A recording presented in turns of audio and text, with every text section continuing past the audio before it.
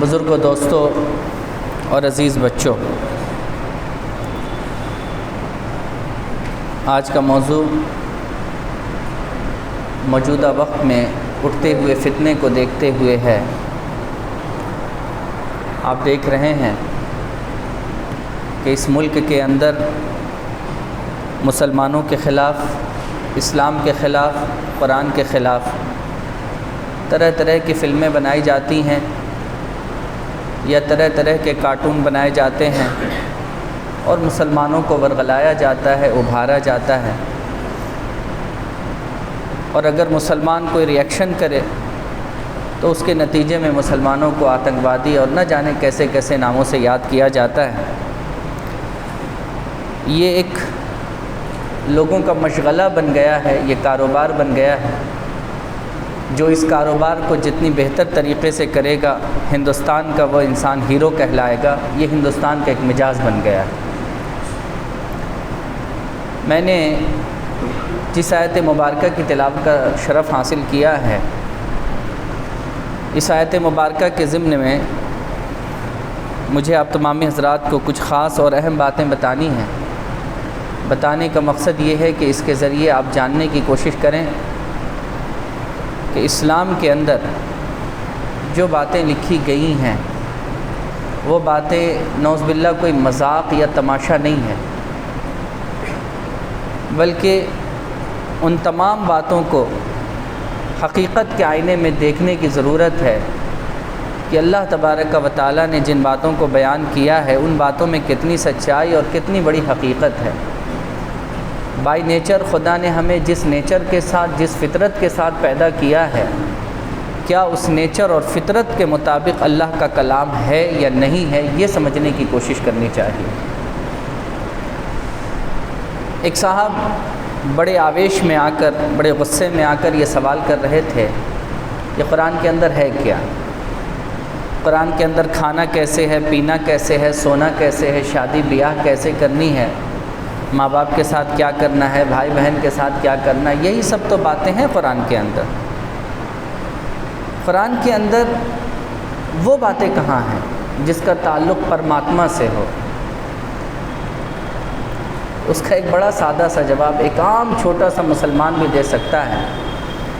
قل هو اللہ احد اللہ الصمد لم یلد ولم یولد ولم یکن لہ کفوا احد۔ اس میں کون سے کھانے کا بیان ہے، کون سے پینے کا بیان ہے، کون سے شادی کا بیان ہے، کون سے سماج کا بیان ہے؟ یہ پوری صورت مبارکہ اللہ کی وحدانیت کے اوپر ہے۔ اللہ ایک ہے، اللہ بے نیاز ہے، اس کو کسی نے نہیں جنا، نہ اس نے کسی کو جنا ہے، اور اس کا کوئی ہمسر اور برابری کا نہیں ہے۔ آپ دیکھیے کہ اس میں کوئی کھانا پینا، شادی بیاہ کوئی تعلق ہے اس کا اس سے؟ تو سوال کرنے والے سوال کر جاتے ہیں، بدقسمتی سے ان کو جواب اس کا معلوم نہیں ہوتا ہے۔ یہ ایک مثال دی ہے میں نے آپ کو چھوٹی سی۔ اسی طریقے سے ایک سوال یہ کیا جاتا ہے اسلام کے اندر، خاص کر کے آج کل یہ کریز چل رہا ہے کہ مسلمان نوجوانوں کو 72 حوروں کا جو ہے نا وہ لالچ دیا جاتا ہے، جس کے نتیجے میں مسلمان نوجوان 72 حوروں کے لالچ میں مسلمان نوجوان جو ہے اپنے بدن پہ بم باندھتا ہے اور کہیں خودکش حملہ کرتا ہے اور اس میں بہت سارے لوگوں کو اپنے ساتھ مار دیتا ہے۔ یہ ایک نوجوان اس لیے کرتا ہے کہ اس کو 72 حوروں کی لالچ دی جاتی ہے۔ اسی لالچ کے نتیجے میں یہ سارا معاملہ ہوتا ہے۔ قرآن کے اندر بھی اس کا تذکرہ ہے، حوروں کا تذکرہ اللہ رب العزت نے سورہ رحمان، آپ پڑھیے، سورہ رحمان کے اندر اللہ تبارک و تعالیٰ نے بالیقین حوروں کا تذکرہ فرمایا۔ سورہ واقعہ کے اندر حوروں کا تذکرہ ہے۔ تو لوگ کہتے ہیں کہ یہ قرآن مجید جو ہے اس کے اندر جو حوروں کا تذکرہ کیا گیا ہے، یہ تذکرہ مسلمانوں کو، خاص کر مسلمان یووا کو، یوتھ کو جو ہے نا وہ بھڑکانے کے لیے ہے اور آتنک اور دہشت پھیلانے کے لیے ہے۔ اب بات سمجھ رہے ہیں میری؟ قرآن میں جو حوروں کا تذکرہ کیا گیا ہے کہ تمہیں حوریں دی جائیں گی، اس کے لالچ میں نوجوان آتنکواد اور دہشت گرد بنتا ہے اور نتیجے میں وہ طرح طرح کے خودکش حملے کرتا ہے اور طرح طرح کے غلط کام کرتا ہے جو سماجی کے اعتبار سے بہتر نہیں ہے۔ اگر یہ سوال ہے اور اگر یہ سوچ ہے تو میں اس سوال اور سوچ کے اعتبار سے ایک بات آپ لوگوں کے سامنے کہنا چاہتا ہوں۔ گوگل کا زمانہ ہے، آپ گوگل پر سرچ کیجئے حور کو ہندی میں کیا کہتے ہیں، سنسکرت میں کیا کہتے ہیں، اس کا ایک ورڈ نکلے گا اپسرا، اپسرائیں۔ آپ ہندوازم کی جو کتابیں ہیں، جو دھارمک کتابیں مانی جاتی ہیں، ان کے ہاں یگ کے اعتبار سے زمانے کے اعتبار سے کتابیں مانی جاتی ہیں۔ آپ ان کتابوں کو ذرا ایک بار اپسراؤں کے نام سے سرچ کر کے دیکھیے، اس کے اندر آپ کو یہ چیز ملتی ہے کہ نہیں ملتی ہے۔ پراشر اسمرتی یہ کتاب کا نام ہے، 3.28 سے 29 تک۔ کھگولیے ڈامیلس خود کے لیے ضبط کر لیتے ہیں اور نائک کے ساتھ خوشی مناتے ہیں، جس کا شریر تیر، کلب یا مہیلاؤں سے گھائل یا کٹ جائے۔ یدھ میں مارے گئے ایک نائک کے پرتی ہزاروں آکاشیے ڈیمیلس جلد بازی میں آگے بڑھتے ہیں، پرتیک گھوشنا کرتا ہے وہ میرا سوامی ہے، وہ میرا سوامی ہے۔ یہ میں نے ایک آپ کو ان کے اعتبار سے جو ہم اپنی زبان میں سمجھانے کے لیے آپ سے کہیں کہ میں نے ایک شلوک پڑھا ہے، ایک آیت پڑھی ہے ان کے دھارمک کتاب کی، جس کتاب کا نام ہے پراشر اسمرتی۔ اس کے اندر آپ دیکھیے کہ صاف لفظ میں یہ لکھ دیا گیا ہے کہ اگر کوئی بھی یودھا مارا جاتا ہے جنگوں میں، خلاف حقیقت کے خلاف، سچ کے خلاف اگر کوئی یودھا مارا جاتا ہے تو جب وہ زمین پر گرتا ہے تو ہزاروں کی تعداد میں افسرائیں، حوریں ان کے پاس آتی ہیں، اور آنے کے بعد وہ سب کے سب اسے پکڑتی ہیں اور کہتی ہیں یہ میرا سوامی ہے، یہ میرا سوامی ہے، یہ میرا سوامی ہے۔ اب دیکھیے ان کے دھارمک کتاب کے اندر بھی یہ بات لکھی ہوئی ہے، اور اس بات کو سمجھیے۔ مہابھارت میں ایک جگہ لکھا ہوا ہے، وہ میں آپ کو کوٹ کرتا ہوں۔ افسراؤں میں سب سے آگے ہزاروں کی سنکھیا میں بڑی تیزی کے ساتھ باہر نکلتے ہیں، مارے گئے نائک کی بھاونا پراپت کرنے کے لیے انہیں اپنے سوامی کے لیے لالچ دیتے ہوئے۔ یہ آپ کے کیم گانگولی کا ایک سنٹینس ہے، اس کو ذرا سا اپنے دماغ اور ذہن کے اندر رکھیے کہ اس کے اندر بھی ایک چیز لکھی گئی ہے کہ اگر کوئی نائک، اگر کوئی یودھا، کوئی مجاہد اگر جنگ کے میدان میں ہے اور وہ باطل کے خلاف لڑ رہا ہے، برائی کے خلاف لڑ رہا ہے، اور اگر وہ مارا جاتا ہے تو اس کے نتیجے میں اس کو اپسرائیں ملتی ہیں۔ تو آپ دیکھیے کہ ہندو دھرم کی کتابوں کے اندر بھی یہ بات لکھی گئی ہے کہ جو لوگ مجاہد ہیں، جو لوگ باطل کے خلاف لڑتے ہوئے مرتے ہیں، ان کو اپسرائیں اور حور دیے جاتے ہیں، ان کو اپسرائیں اور حوریں دی جاتی ہیں۔ ان کے دھارمک کتابوں میں یہ بات ہے، ہمارے دھارمک کتابوں میں یہ بات ہے۔ اگر ہمارے دھرم کی کتاب میں اگر یہ بات ہے اور اس بات کے آنے سے کوئی مسلمان دہشت گرد بن سکتا ہے تو یہ دھرم تو ہم سے پہلے کا ہے ان کے کتھن انوسار، تو ان کے ہاں تو زیادہ آتنکواد پیدا ہونا چاہیے، کیوں نہیں ہے ان کے ہاں؟ سوال یہ ہے کہ یہ جھگڑا دھارمک مدعے کا نہیں ہے، یہ جھگڑا دھارمک کتابوں کا نہیں ہے، یہ جھگڑا صرف ایک سیاست کا ہے۔ یہ جھگڑا آپس میں ہندو مسلمان کرا کر، لوگوں کو لڑا کر ایک دوسرے کے دلوں میں نفرت پیدا کرنے کا ہے، اور اس نفرت کی آڑ میں سیاست کرنا، حکومت کرنا، یہ سب سے بڑا مقصد ہے۔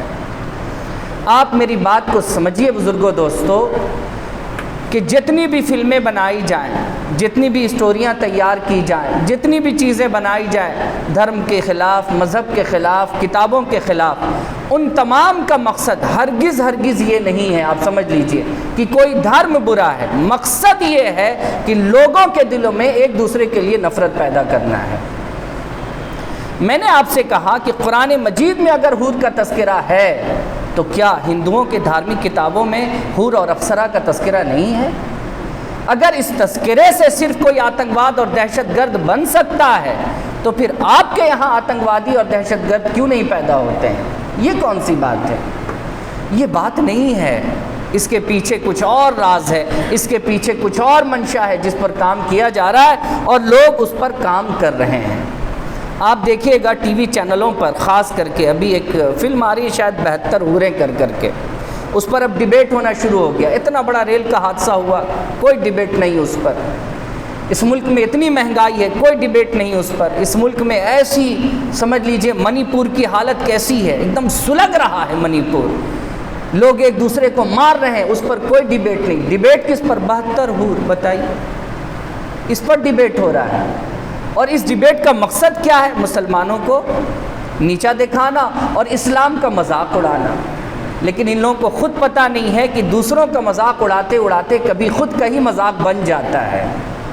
دوسروں پر انگلیاں اٹھانے سے پہلے انسان کو کچھ چیزیں ہیں جس کے بارے میں سوچنا اور سمجھنا چاہیے۔ آپ دیکھیے گا خاص کر کے لبرل قسم کی جو عورتیں ہیں یہ ٹی وی پر آئیں گی، جن کا نام مسلمانوں جیسا ہوگا لیکن انہوں نے کسی ناستک سے شادی کیا ہوا ہے۔ ایسے آپ کو ٹی وی چینل پر بہت ساری خواتین مل جائیں گی جنہوں نے ناستک سے شادی کیا، نام مسلمانوں کا ہے، اور وہ ٹی وی چینلوں پر آ کر جو چاہے منہ میں بکتی پھرتی ہیں۔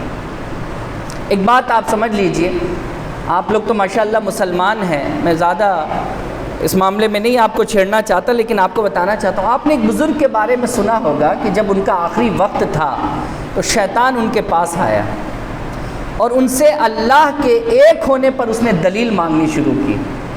سنا یہ واقعہ آپ نے؟ انہوں نے 1 دلیل دی، 2 دلیل دی، 3 دلیل دی، 100 دلیل دی، یعنی کئی 100 ہزاروں تک پہنچ گئے وہ، لیکن شیطان بار بار ان دلیلوں کو کاٹتا چلا گیا۔ نہیں صاحب، ہم نہیں مانتے اس کو، ہم نہیں مانتے، ہم نہیں مانتے۔ لاسٹ میں ان کو کیا کہنا پڑا؟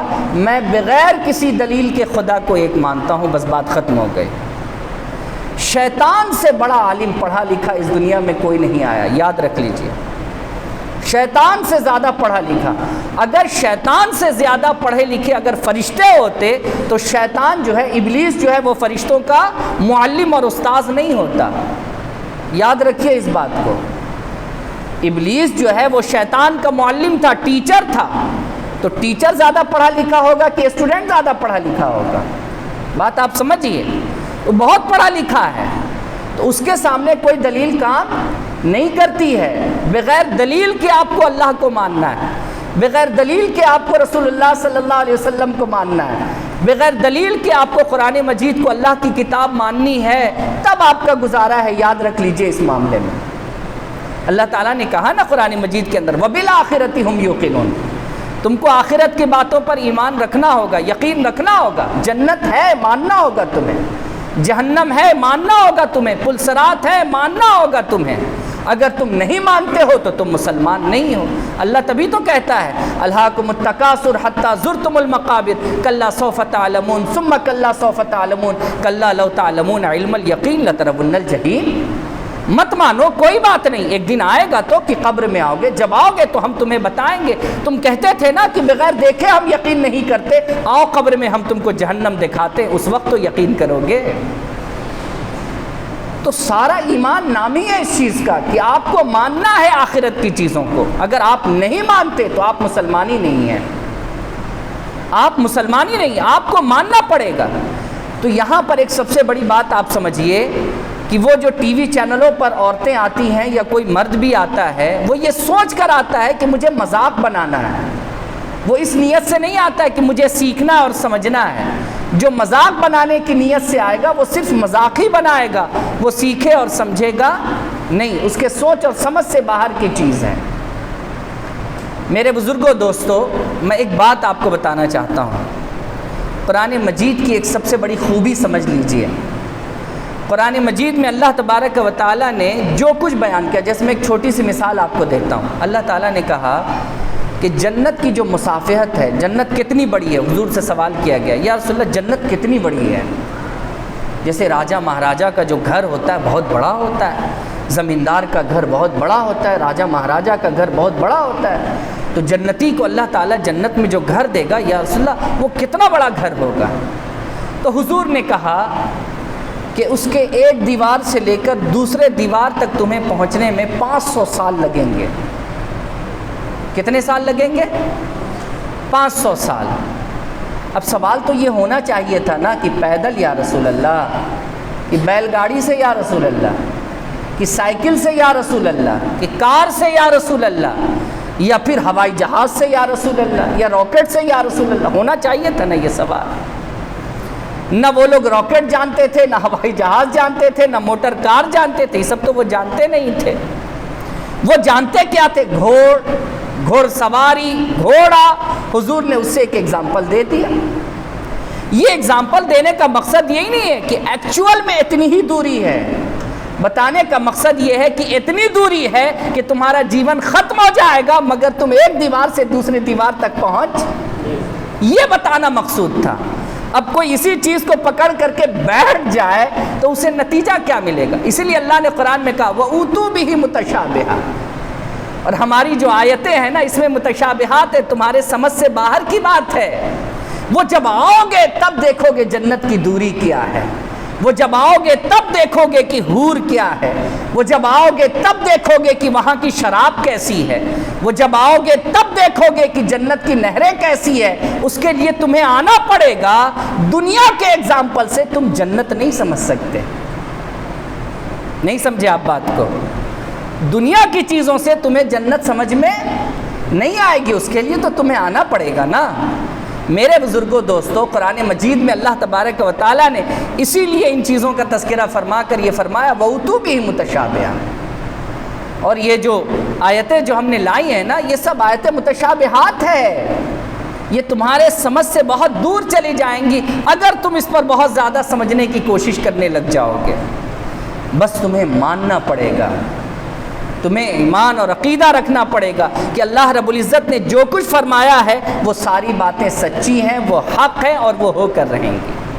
اب ایک چیز اور میں آپ سے عرض کر دیتا ہوں اس تعلق سے، میرے بزرگوں دوستوں اور عزیز بچوں، جنت میں مردوں کو حور دی جائیں گی، عورتوں کو کیا ملے گا؟ یہ سوال بہت زیادہ آج بھی ہے، پہلے بھی ہے کہ عورتوں کو کیا دیا جائے گا؟ مردوں کو تو حوریں دی جائیں گی، عورتوں کو کیا دیا جائے گا؟ ایک چیز جانیے، میں نے شروعات میں ایک لفظ کہا کہ آپ کے نیچر کے اعتبار سے اگر قرآن مجید کی آیتیں ہیں، فطری طور پر جو کچھ آپ کی فطرت میں شامل ہے، اگر اس فطرت کے مطابق اللہ کی آیتیں ہیں تو یاد رکھیے وہ قرآن آپ کے لیے فائدہ کی کتاب ہے۔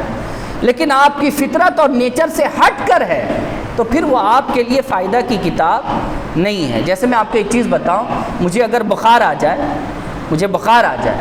اور میں نے کوئی دوا کھائی اور اس نے میری فطرت اور میرے جسم کو اثر کیا تو وہ میرے فائدہ کی ہوئی یا نہیں ہوئی؟ جی، لیکن ہم نے کھائی اور کوئی اثر نہیں ہوا تو پھر وہ ہمارے فائدہ کی نہیں ہے۔ تو قرآن کا بھی یہی حال ہے کہ آپ اپنی فطرت اور اپنے نیچر کو دیکھیے اور اس کے ضابطے کے حساب سے اگر اس کی آیتیں بیٹھ رہی ہیں تو پھر بہت اچھی بات ہے، اگر نہیں ہے تو پھر اب آپ اس کے اندر انگشت نمائی کر سکتے ہیں۔ اب دیکھیے میں کیوں یہ بات کہہ رہا ہوں کہ فطرت کے اعتبار سے چیزیں ہونی چاہیے نہیں۔ ایک مرد اگر 2 شادی کر لے، ایک مرد اگر 2 عورت کے ساتھ رہے، 2 شادی کر لے، تو آپ ذرا بتائیے یہ گناہ ہے، یہ غلط بات ہے؟ لیکن ایک عورت اگر 2 مرد کو ایک ساتھ رکھے تو یہ آپ کی فطرت کیا کہتی ہے؟ یہ اچھی بات ہے؟ بولیے، یہ اچھی بات ہے؟ مرد اگر 2 شادی کر لے رہا ہے، 2 عورت ایک ساتھ ہے، 3 ہے، 4 ہے، اور آپ کو بہت سارے ہندو میں بھی ایسے لوگ مل جائیں گے، ہندوستان میں ایسے لوگ بھرے پڑے ہوئے ہیں جنہوں نے 2-3 شادیاں کی ہوئی ہیں،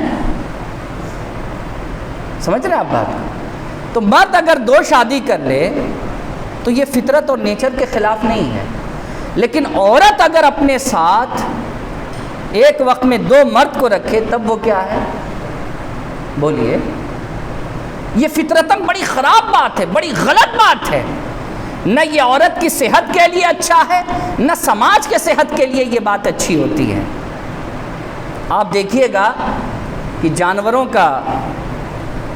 کی جو رہائش ہوتی ہے وہاں آپ دیکھیے گا بکریاں 50 ہوتی ہیں مگر بکرا، بولیے، ایک ہوتا ہے۔ ایسا نہیں ہے کہ بکرا 50 اور بکریاں 1 ہیں، اگر ایسا ہوگا تو بکری مر جائے گی کچھ ہی دن میں جا کر، یہ نیچر کے خلاف چیز ہے۔ ایک نر جو ہے کئی مادے کے ساتھ، لیکن ایک مادہ جو ہے وہ کئی نر کے ساتھ گزارا نہیں کر سکتی، یہ نیچر ہے، یہ نیچر ہے، یہ قدرت کی بناوٹ جو ہے نا ہمارے شریر میں، یہ قدرت نے اس اعتبار سے بنایا ہے۔ تو جو بیوقوف عورتیں یہ سوال کرتی ہیں کہ صاحب جنت میں مردوں کو تو حوریں مل جائیں گی، عورتوں کو کیا ملے گا؟ ارے بے وقوف عورت، اگر تجھے اس دنیا میں تیرے شوہر کے علاوہ بھی مرد چاہیے تو پھر تو طلبگار رہ، طلبگار رہ۔ یہ بات سمجھنے کی ہے بزرگوں۔ میں یہ سخت جملہ اس لیے استعمال کر رہا ہوں کہ جاہل، بے وقوف، کمقلے لوگ صرف اسلام کے اوپر انگشت نمائی کرتے ہیں یا دھارمک کسی بھی کتاب کے اوپر۔ کیا میں نے جو ہندوؤں کے کتاب کا حوالہ دیا ہے اس پر اگر کوئی اعتراض کرے گا تو یہ جواب نہیں ہے اس کا، یہ صرف قرآن کے لیے جواب نہیں ہے، یہ جواب ہر دھارمک کتاب کے لیے ہے جہاں یہ تذکرہ ہے کہ اگر کوئی مرد جاتا ہے اس دنیا سے تو اس کے لیے اپسرائیں ہیں، حوریں ہیں۔ بعض لوگ لکھتے ہیں کہ نہیں صاحب اپسرا دیوتاؤں کے لیے ہے، تو ہمارے یہاں تو دیوتا کا کوئی کانسیپٹ ہی نہیں ہے، ہمارے یہاں دیوتا کا کوئی کانسیپٹ ہے، ہم تو ایک اللہ کو پوجنے والے لوگ ہیں، لیکن اپسرائیں ہیں اور ہمارے یہاں دیوتا نہیں، تو پھر وہ اپسرائیں کن کے لیے ہیں؟ تو جواب ایک ہی ہے، اللہ کے برگزیدہ اور نیک بندوں کے لیے ہیں۔ جنہیں تم دیوتا کہتے ہو ہم اللہ کا برگزیدہ بندہ انہیں کہا کرتے ہیں۔ ایک لائن کی بات ہے، یہ سمجھنے کی بات ہے بزرگوں۔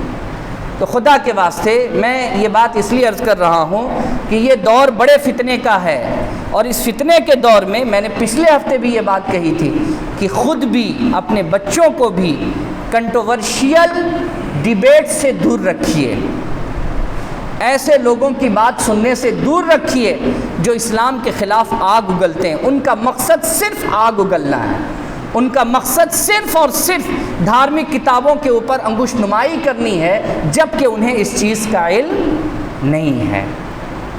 میرے بزرگوں اور دوستوں، جو موجودہ حکومت کو خوش کرنے کے لیے، ہندو سناتن دھرم کو خوش کرنے کے لیے اگر ڈیبیٹ میں بیٹھتے ہیں تو ان کو یہ بھی پڑھ کے آنا چاہیے کہ ہندو کے دھارمک کتابوں میں بھی اپسراؤں کا تذکرہ ہے، تو مسلمان کے قرآن میں اگر حور کا تذکرہ ہے تو اس پر اعتراض ہم کیوں کریں؟ پڑھ کر کے آنا چاہیے، لوگوں کو سمجھنا چاہیے۔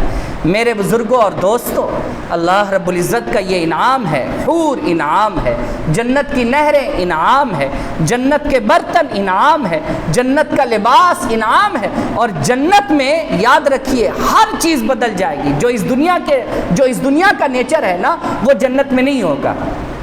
جیسے آپ لوگ جانتے ہیں بھائی کہ ہم اگر کھانا کھاتے ہیں تو ہم صبح کو قضاء حاجت کے لیے بھی جاتے ہیں، لیکن جنت میں کھائیں گے تو قضاء حاجت دیکھیے بدل گیا نا نیچر وہاں پر۔